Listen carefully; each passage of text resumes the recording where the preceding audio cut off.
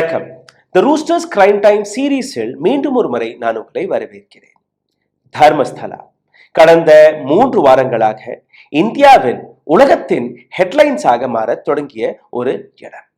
இந்த இடத்திலிருந்து புதையல் வழியாக கிடைக்கக்கூடிய பல்வேறு எலும்புக்கூடுகள், பல சவ அவசேஷங்கள். இதற்கான காரணமான மிஸ்டர் எக்ஸ் அவருடைய வீடியோவை தான் நீங்க பார்த்து வருகிறீர்கள். ஒரு கருப்பு ஆடை அணிந்த ஒரு நபர், முகமூடி அணிந்த ஒரு நபர் பல இடங்களை அடையாளம் கண்டுபிடித்து காட்டியிருக்கிறார். கிட்டத்தட்ட 50க்கும் மேற்பட்ட ஸ்பாட்ஸ்.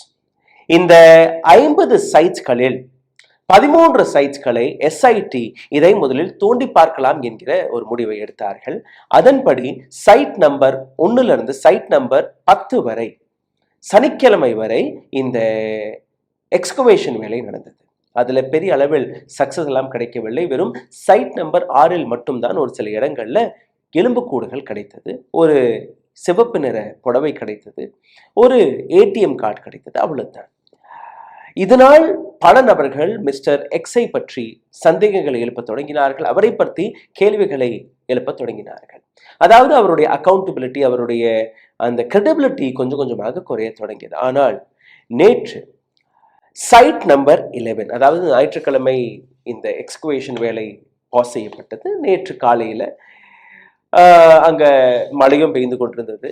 இந்த சைட்டை நீங்கள் பார்த்தீர்கள்னா நேத்ராவதி ரிவர் ஓரம் இருக்கக்கூடிய ஒரு ஹைவேவில் சைட் நம்பர் 11, 12 and 13 இருக்கிறது. இன்னைக்கு சைட் நம்பர் நேற்றும் இன்னைக்கு 2 நாளுமே இந்த சைட் நம்பர் 11ஐ தான் இவர்கள் தோண்டி வருகிறார்கள். நேற்று கார்த்தாலேயே forensic team, SIT team, police மற்றும் அங்கே இருக்கக்கூடிய சயின்டிஸ்ட் எல்லாருமே அங்கே போயிட்டார்கள். இந்த முறை மிஸ்டர் எக்ஸ் ஒரு மாற்றத்தை செய்ய சொன்னார். சார், நான் எந்த இடத்துல நான் உங்களுக்கு ஸ்பாட்டாக காட்டினேன்னு நீங்கள் அங்கே மட்டும்தான் நீங்கள் தோண்டிட்டு இருக்கீங்க. கிட்டத்தட்ட ஒரு 30 வருஷத்துக்கு முன்னாடி இருக்கக்கூடிய விஷயங்களை நான் உங்களுக்கு சொல்கிறேன். 19 ஆண்டுகள் நான் அங்கே வேலை பார்த்ததாக.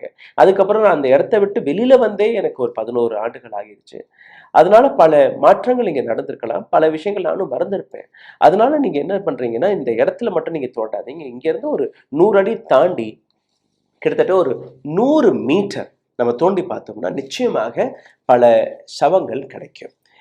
இப்போ side number 12 and side number 13 பற்றி நீங்கள் பார்த்தீர்கள். சைட் நம்பர் 13ல இந்த நபர் கூறியபடி நான் ஒரே இடத்தில் வரிசையாக பல சவங்களை அடக்கம் செய்திருக்கிறேன். அதாவது ஒன்றுக்கு பக்கத்தில் ஒன்று 13 அது தோண்டி பார்க்கும்போது அது பெரிய பூகம்பத்தை கிளப்ப போகிறது. அது ஒரு வேற விஷயம்.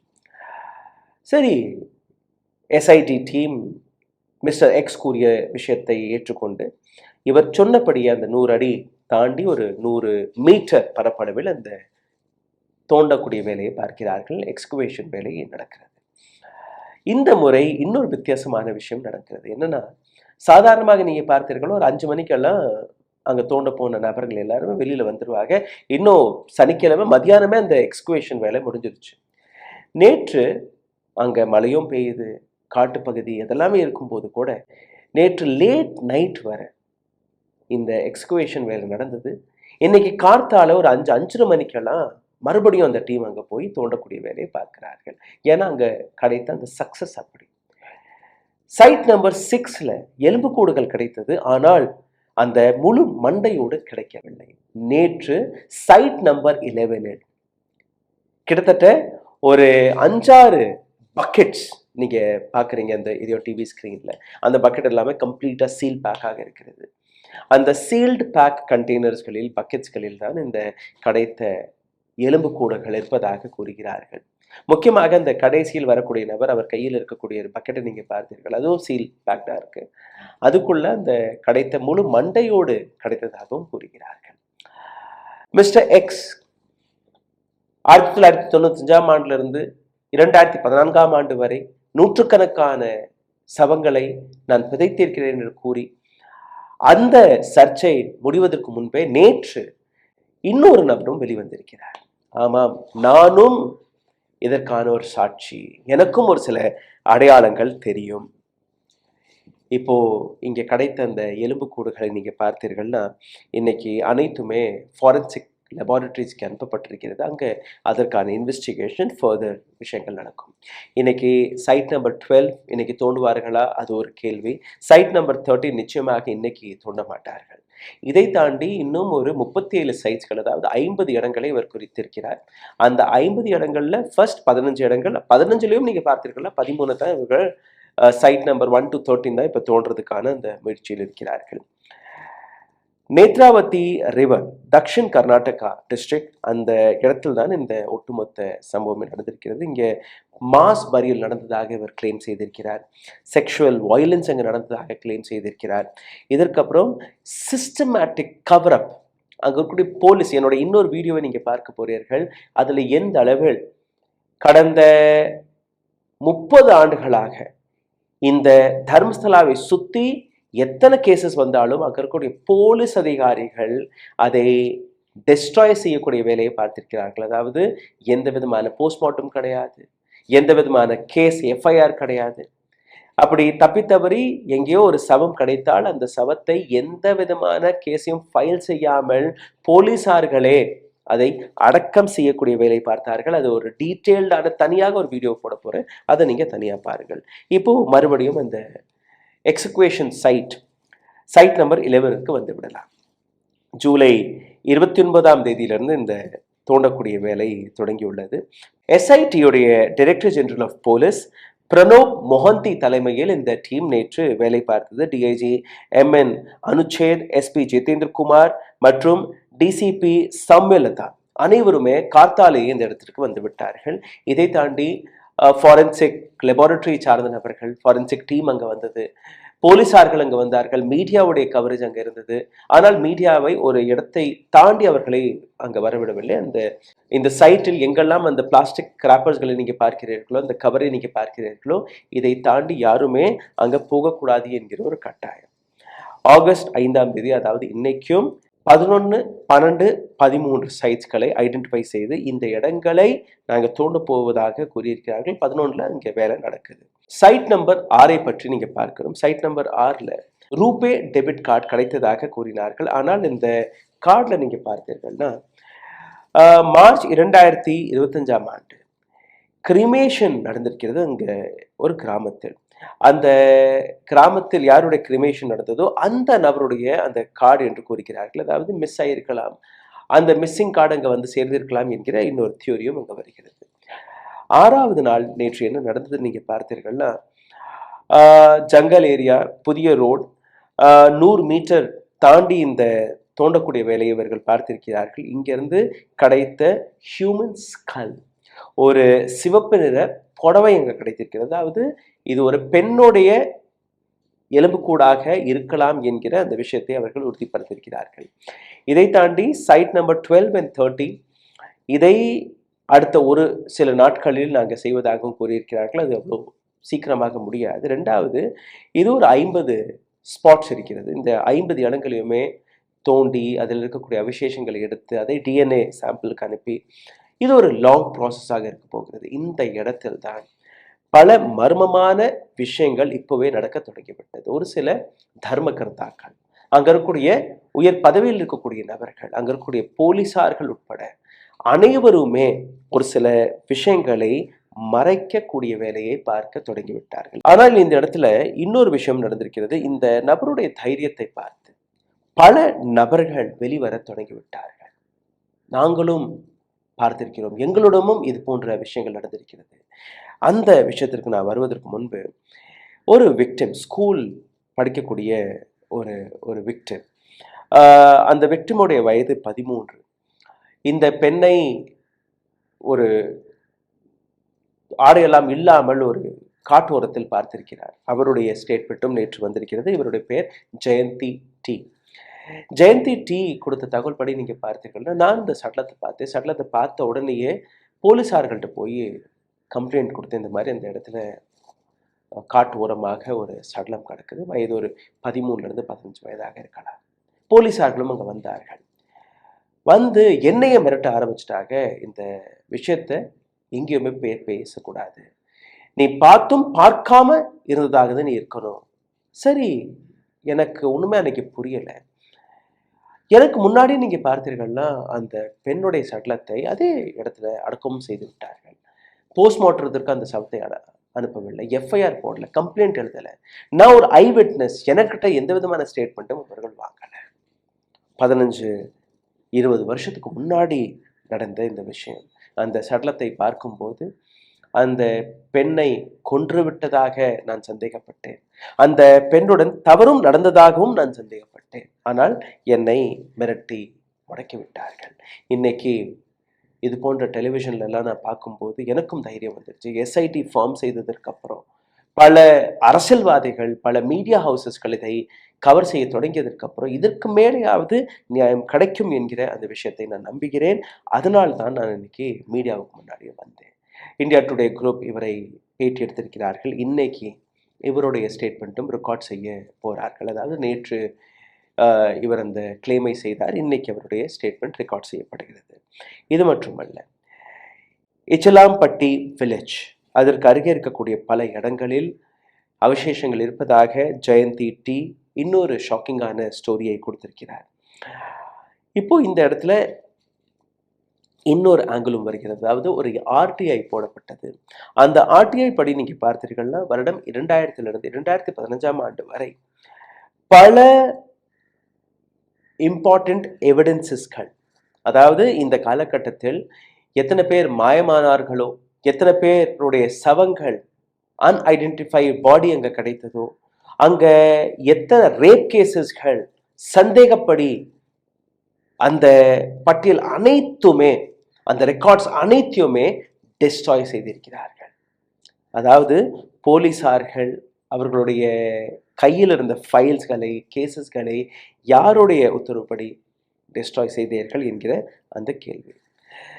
Sujatha but, retired CBI stenographer, இவர் ஜூலை 15 தன்னுடைய மகள் ஆன்யா எம்பிபிஎஸ் படிக்கக்கூடிய ஒரு மாணவி 2003 காலேஜ் ட்ரிப்பிற்கு இதே தர்மஸ்தலாவிற்கு போனதாக கூறியிருந்தார்.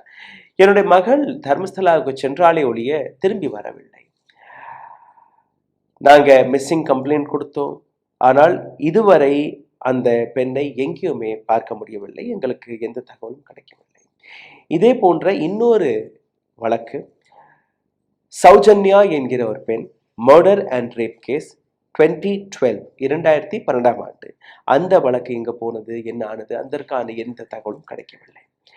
பத்மலதா, வேதவல்லி, யமுனா இவர்களும் அங்க தேடப்பட்ட பெண்களுடைய பெயர், அவர்களுடைய எந்த டேட்டாவும் அங்க கிடையாது. எஸ் பாலன், இவர்தான் அங்க இருக்கக்கூடிய காணாமல் போன நபர்களுடைய இல்லை அங்க இறந்து போன பெண்களுக்கு வாதாடக்கூடிய ஒரு லாயர். 367 கேசஸ், 1-2 இல்ல, 367 cases missing dead individuals from the region since 1980. 1980 கிட்டத்தட்ட 367 கேசஸ்கள் இங்க இருந்தது. எதுவுமே, எந்த கேஸுக்கான ரெக்கார்டுமே இன்னைக்கு கிடையாது. லீகல் ப்ரொசீடிங் எப்படி நடக்கும், மீடியாவுடைய ரெஸ்ட்ரிக்ஷன்ஸ் எப்படி நடக்கிறது, அதையும் நீங்க பாருங்க. ஜூலை 18 ஜட்ஜ் விஜயகுமார் ராய், இந்த நீதிபதி திடீர் என்று ஒரு ஸ்டேட்மெண்ட்டை கொடுக்கிறார், ஒரு ஆர்டரை பாஸ் செய்கிறார். என்ன இந்த ஆர்டர்? கிட்டத்தட்ட 8200 லிங்க்ஸ், அது நியூஸ் பேப்பர் லிங்காக இருக்கலாம், சோஷியல் மீடியாவில் வந்த லிங்க்குகளாக இருக்கலாம், யூடியூப்ல வந்த லிங்க்குகள், மெயின் ஸ்ட்ரீம் மீடியாவில் வெளிவந்த செய்திகள், இந்த அனைத்தையுமே எதெல்லாம் தர்மஸ்தலா கேஸை ஒட்டி இருந்ததோ அனைத்தையுமே நீக்குவதற்கான அந்த உத்தரவு. இதை தொடர்ந்து ஜூலை 24 ஒரு பெட்டிஷன் போடப்பட்டது. இந்த பெட்டிஷன் நேரடியாக இதே நீதிபதி, அதாவது விஜயகுமார் ராய் மீதே பல கேள்விகளை எழுப்ப தொடங்கிவிட்டது. இந்த பெட்டிஷனில் என்ன எழுதினார்கள்? டி ஹர்ஷேந்திர குமார், தர்மஸ்தலாஸ் தர்மாதிகாரி வீரேந்திர ஹேக்டே, இந்த கம்ப்ளைண்டில் யாருடைய பேர் சந்தேகமாக இருக்கிறதோ அவர்களுக்காகவே இந்த நீதிபதி வழக்கறிஞராக இருக்கும்போது வாதாடி இருக்கிறார். இது மட்டுமல்ல, இந்த நபருடைய இன்னைக்கு உள்ள பொசிஷன் என்ன? Judge Vijayakumar Rai 10th Additional City and Civil Session Court, Bengaluru. இந்த நபர் கையில் இந்த வழக்கு போயிருக்கிறது. விஜேந்தர் ஹேக்டே மற்றும் டி ஹர்ஷேந்திர குமாருக்காக வாதாடிய இந்த நபர் படித்த கல்லூரி இதே தர்மஸ்தலா லா காலேஜில் படித்திருக்கிறார். தர்மஸ்தலா மற்றும் தர்மஸ்தலாவில் இருக்கக்கூடிய தர்மாதிகாரிகளுக்கு பல வழக்குகளில் இவர் பிரசன்டும் ஆகியிருக்கிறார்.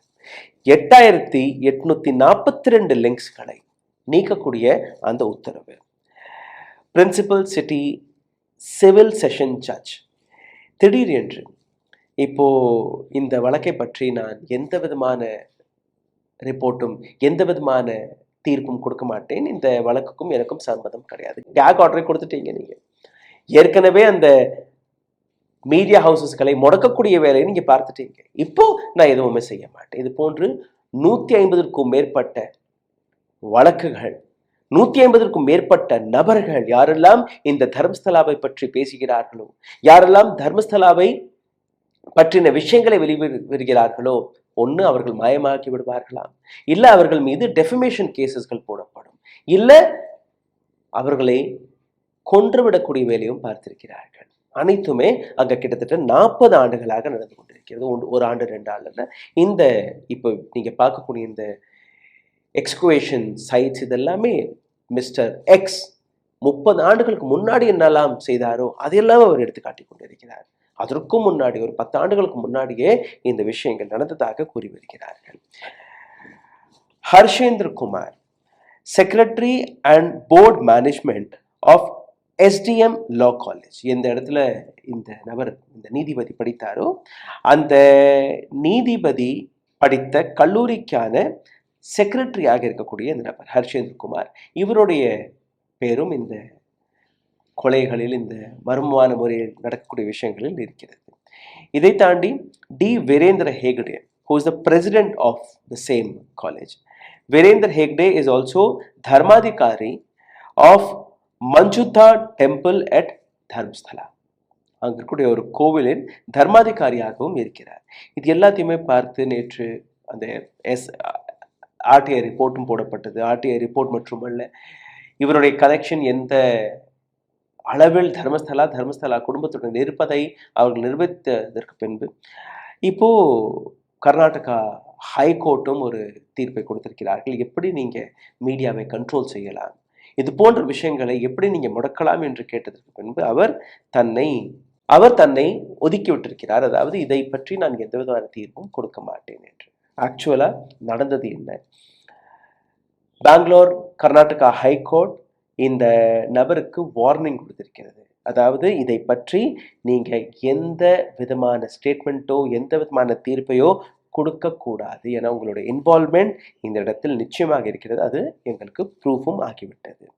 மீடியா கவரேஜை நீங்க பார்த்தீர்கள்னா இந்த டெஸ்டமோனி ஜூன் 22ஆம் தேதியிலிருந்து வயா அட்வொகேட்ஸ், சோஷியல் மீடியா மற்ற இடங்கள்லேருந்து என்னெல்லாம் வெளிவந்ததோ எல்லாத்தையுமே முடக்கக்கூடிய வேலையை பார்த்தார்கள். இன்னைக்கு கொஞ்சம் கொஞ்சமாக தொடக்க காலகட்டத்தில் பெரிதளவில் மீடியா ஹவுசஸ்கள் இதை பற்றி பேசவில்லை என்றால் கூட இன்னைக்கு அல் ஜசீரா, இந்தியா டுடே, த ஹிந்து போன்ற பெரிய போர்ட்டல்ஸ் உட்பட இந்த விஷயத்தை பற்றி ஆழமாக ரிப்போர்ட்டிங்கை தொடங்கிவிட்டார்கள். அதனால் இதற்கப்புறம் இந்த விஷயத்தை முடக்க முடியாது. அங்கே இருக்கக்கூடிய மக்கள், அதாவது பல பெண்கள் முன் வந்து கம்ப்ளைண்ட்ஸ்களை கொடுக்க தொடங்கிவிட்டார்கள்.